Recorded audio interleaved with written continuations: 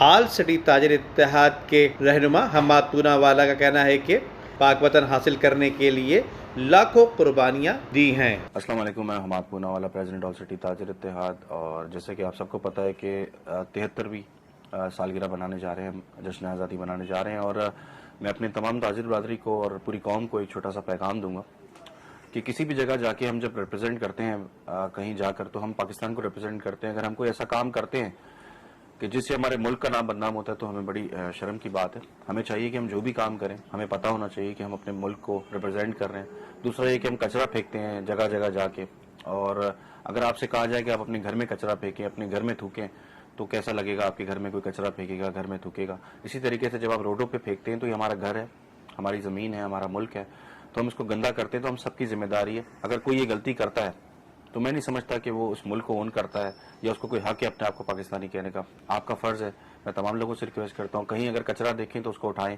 और कोई ऐसा काम करता है तो उसको रोकें, क्योंकि आपका फ़र्ज़ है। कोई आपके घर को गंदा करेगा तो आप उसको रोकेंगे। देखिए, कश्मीर जो है वो जैसे कि आप सबको पता है कि दिल है, हमारा दिल है, जैसे कायद आज़म ने भी कहा, और इस वक्त हमारे रहनुमा भी काम कर रहे हैं इसके ऊपर, लेकिन अनफॉर्चुनेटली उस तरीके से काम नहीं होगा।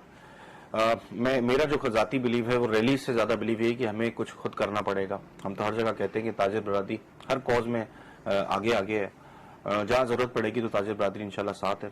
कश्मीर जो है उनके साथ ज़्यादती हो रही है। आप देख रहे हैं कि पूरी दुनिया में जो हिंदुस्तान का तमाशा बना है और मोदी की और उसकी फ़ौज का जो तमाशा बना है वो आपके सामने है। और मैं तो समझता हूँ कि जो अजाब आया हुआ है पूरी दुनिया पे, वो कश्मीरियों के साथ ज़्यादती के ऊपर आया है। और जो हिंदुस्तान जो भुगत रहा है, आपके सामने के तमाम मुल्क इस वक्त बेहतरी की तरफ जा रहे हैं कोरोना से, लेकिन हिंदुस्तान फंसा हुआ है।